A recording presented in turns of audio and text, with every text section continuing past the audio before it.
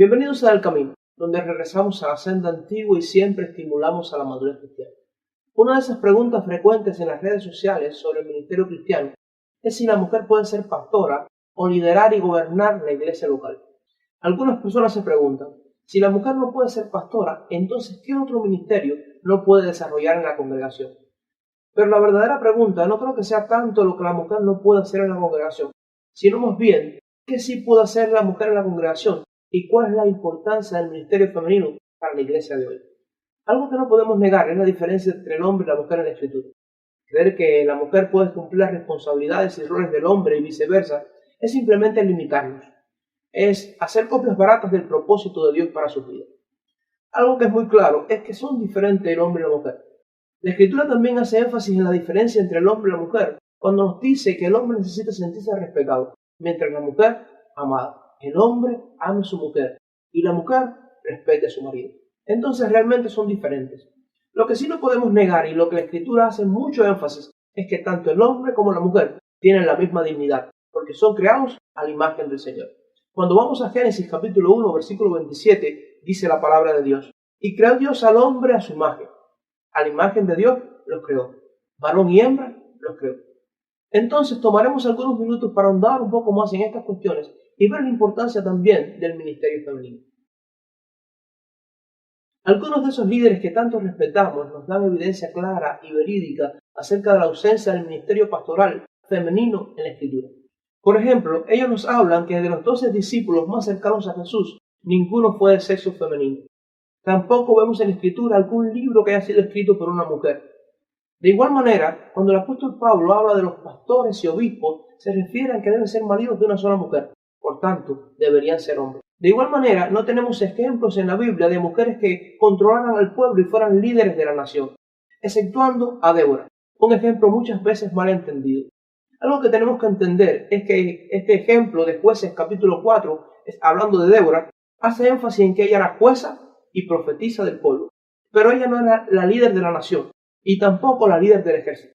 Y tenemos que entender que el libro de los jueces no puede servirnos como ejemplo en este sentido, pues todo el libro de los jueces repite una frase que dice: y no habría rey en Israel, y cada quien hacía lo que bien le parecía.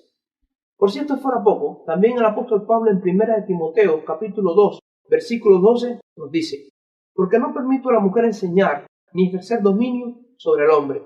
Y el apóstol nos da dos ejemplos en este pasaje. En primer lugar, nos habla de la creación. El hombre fue creado primero, por tanto, es el líder. La mujer es el complemento o la ayuda idónea para él. Pero también el apóstol Pablo nos habla acerca de la caída. Y nos dice que la mujer cayó primero y persuadió al hombre también para que comiera de la fruta y fue engañada primeramente por Satanás. Entonces, de alguna forma, el apóstol nos enseña lo que pasó cuando la mujer tomó la responsabilidad que no le correspondía al tratar de ser líder. Ahora, algo que tenemos que entender es que el Señor nunca rebaja la dignidad de la mujer en la Escritura. Ella es única y especial para el propósito para el que Dios la ha llamado. Por otro lado, algunos han maximizado sobremanera la verdad bíblica de la ausencia del ministerio pastoral de la mujer, llevándolo al extremo y al punto de pensar en las mujeres como figuras decorativas en la iglesia, cosa que tampoco es de acuerdo al plan de Dios ni a la verdad de la Escritura. Entonces, para ser coherentes a la verdad, centrémonos en esta ocasión en lo abundante del ministerio femenino, también en la palabra de Dios. En primer lugar, la Biblia hace énfasis en la importancia del ministerio de la mujer al instruir a las futuras generaciones. Siempre hablamos mucho de Susana Wesley y de la importancia que tuvo en la vida y influencia de sus hijos. También se habla mucho de esa frase de Abraham Lincoln cuando dijo que mucho de lo que había logrado ser había sido por la dedicación de su madre. Por si fuera poco, también tenemos el ejemplo de Mónica, la madre de Agustín, y la importancia de la influencia que tuvo en la vida de su hijo. De hecho, Agustín de Hipona, a quien conocemos como ese gran teólogo y hombre de Dios, él se hizo llamar por mucho tiempo el hijo de las lágrimas de mi madre. De esto hablamos también en otro video anterior que también les dejaremos en la descripción. Por muchos años hemos escuchado esa frase de Pablo a Timoteo cuando dice que desde joven él ha conocido las Sagradas Escrituras, las cuales pueden hacerlo sabio para la salvación que es por la fe. Pero podemos preguntarnos, ¿cómo es que Timoteo conocía las Sagradas Escrituras? Quizás otro pasaje nos puede dar claridad acerca del asunto. La Escritura nos habla de la fe de Timoteo, una fe no fingida, que habitó primero en Loida y en Eunice antes que en Timoteo. El ejemplo de su abuela y su madre habían calado y habían ahondado en el corazón también de Timoteo.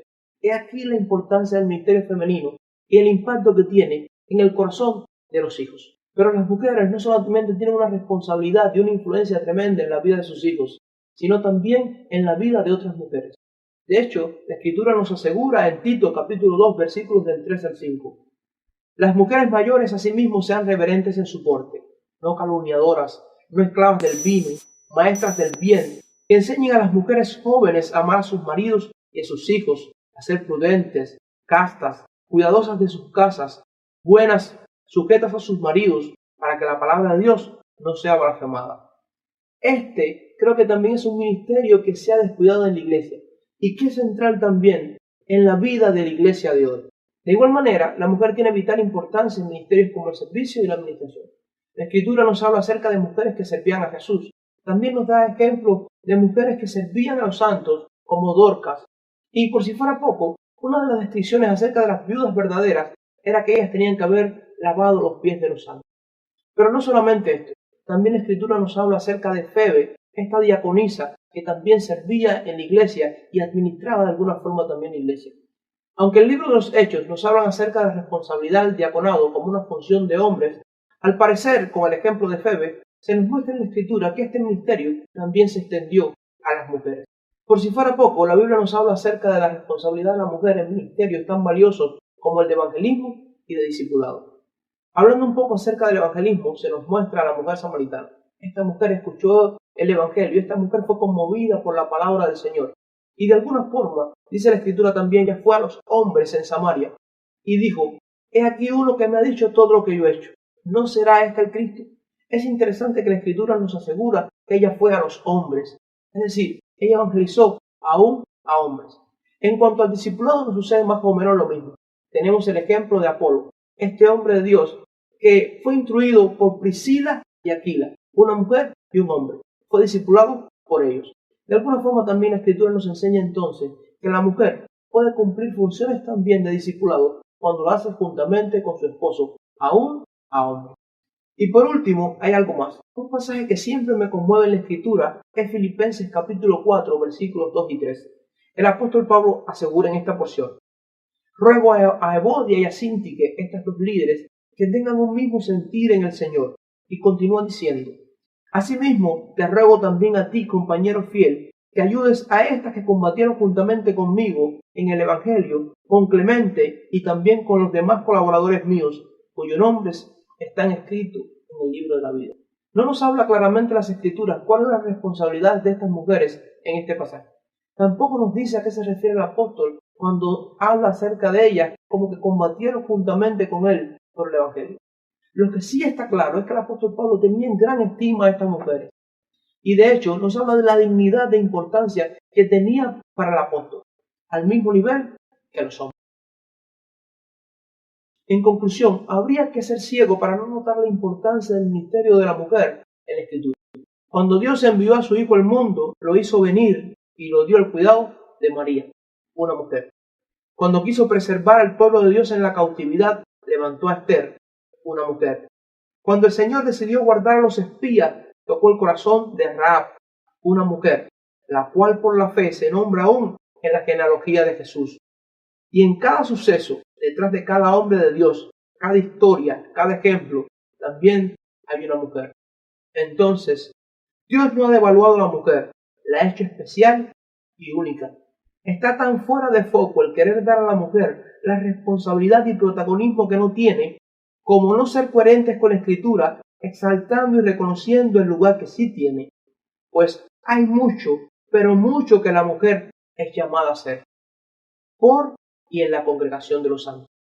Quiera Dios que este ejemplo también pueda despertarnos y pueda también influir en las mujeres de hoy. Si este video ha sido de bendición para usted, puede apoyar este ministerio dándole like, suscribiéndose y activando la campanita para recibir contenido como este y también compartiendo este material con sus amigos. Es nuestro deseo que Dios le bendiga.